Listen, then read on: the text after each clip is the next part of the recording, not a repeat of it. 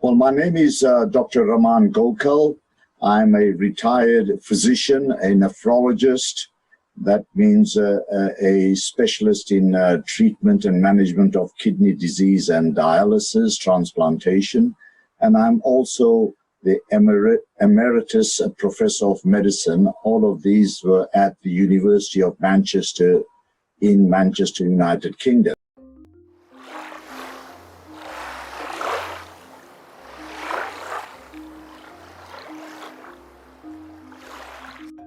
So the clinical manifestation of aging is related to inflammation because of a loss of the production at the mitochondrial level, energy, ATP production, the hydrogen ions that are released when the hydrogen and water come apart.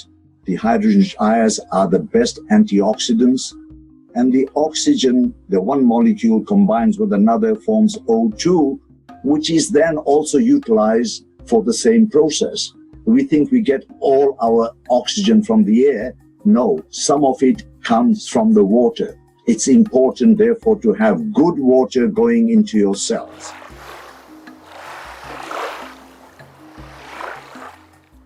The Gerald Pollack has proposed a mechanism whereby water going into the cells then forms a gel crystalline matrix. It's a gel between liquid and solid. And he calls this the fourth phase of water. We have a solid phase, we have a liquid phase, and we have a steam phase. So those three. But in the cell, structured water, he says, is the fourth phase, which is a gel phase of water. And that's an important, it's like a sheet, it's hydrogen bonded. And we know that, for instance, water in a structured form, which is devoid of all the bad things, which is also energetically charged in a hexagonal lattice form, maybe 4 to 6 units of water molecules bonded by hydrogen bonds into one unit. And these then enter into the cell.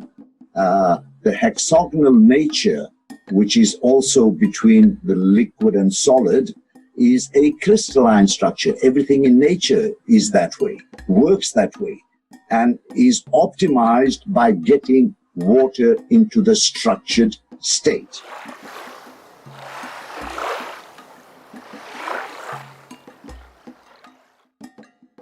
All diseases of the modern era are related to dehydration, chronic inflammation, and not being able to get rid of the toxins that are formed in our cells and out through the 4 methods that I said: perspiration, urination, breathing, and elimination. They all need water.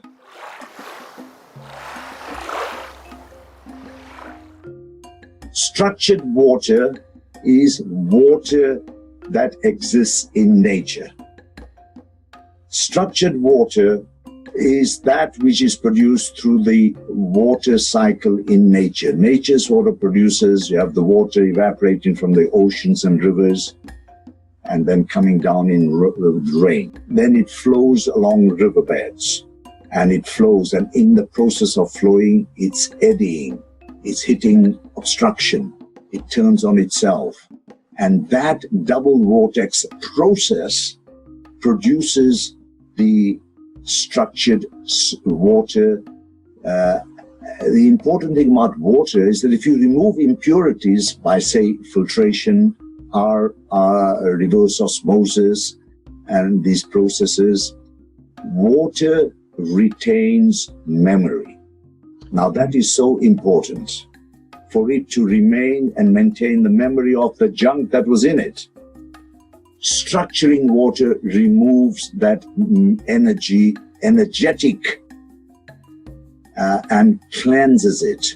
So you are no longer, the elements may still be there, but they are energetically removed. It does not maintain the charge that is so critical. So we have structured water not only forming these hexagonal crystalline structures of say 4 to 6 units, but also is energetically cleaned up. The trouble is that nowadays a lot of water comes from reservoirs, recycled water, which is stagnant water. In nature, water is not stagnant. And whenever you have stagnant, you get the breakdown of the structured unit and you get imbibement of the molecules which are entrapped by the water to try and maintain its integrity, but the germs and viruses, etc., can get in and put their imprint.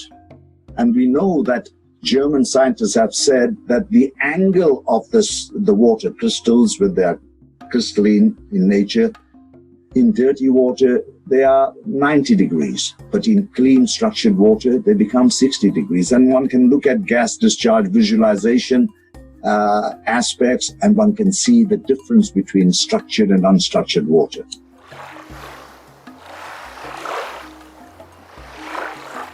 The kidney has very important functions. First of all, it is able to get rid of toxic waste products produced by the body's metabolism. And to get rid of the toxic matter, it needs water. Water is a carrier, binds these things and pushes them out. So that's a very important function. It also maintains adequate and appropriate pH, that's the acid-base balance, in a very narrow window. And it's helped by the respiratory system in achieving this.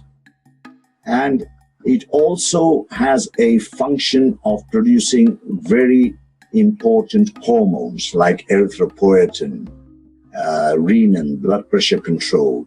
So you can see that the kidney is an important organ in maintaining what we call in medical terms, the homeostasis, the balance. Balance meaning if you are out of balance or in imbalance, your body goes out of whack. And the body tries its level best to get you back into homeostasis so as to avoid dis-ease and disease.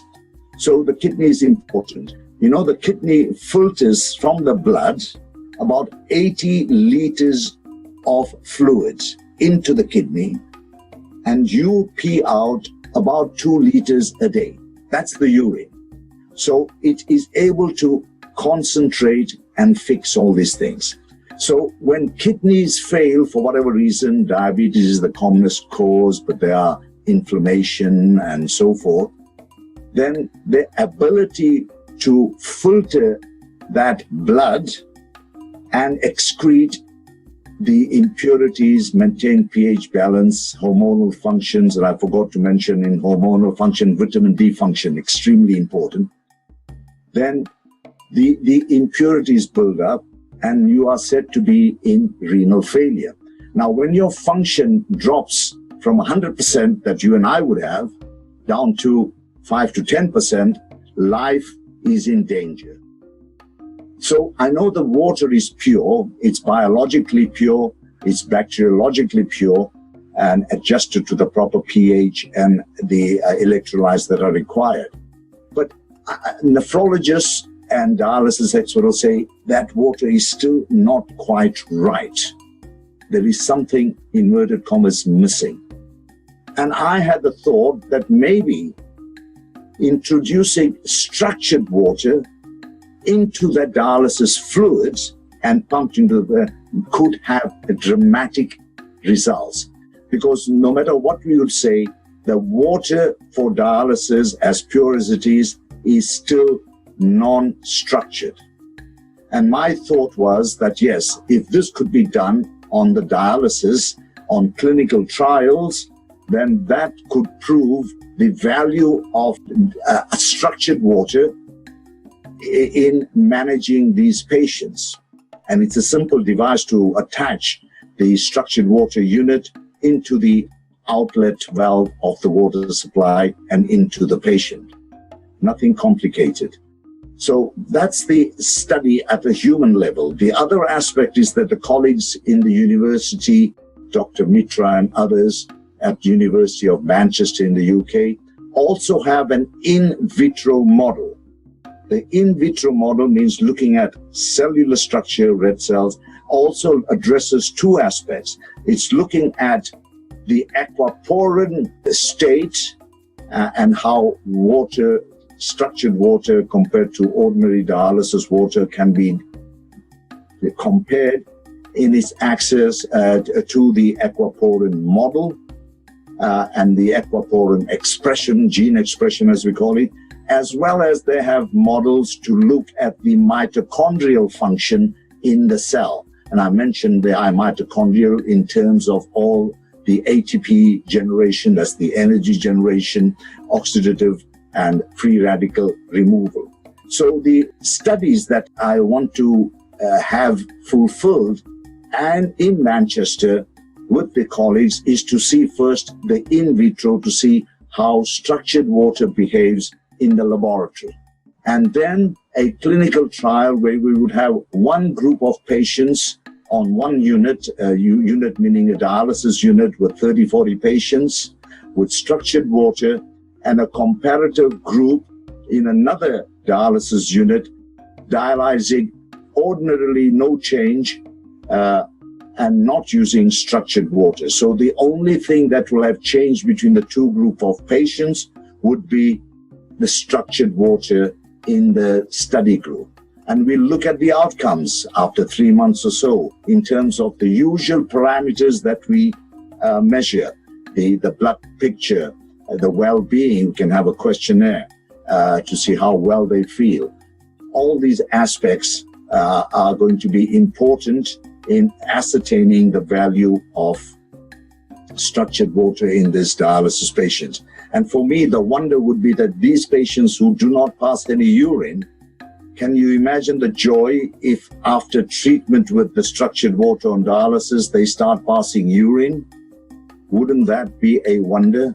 And I think whatever the results, and we hope that the results are very positive, it will have implication for management of disorders of all sorts that are based on chronic inflammation and dehydration.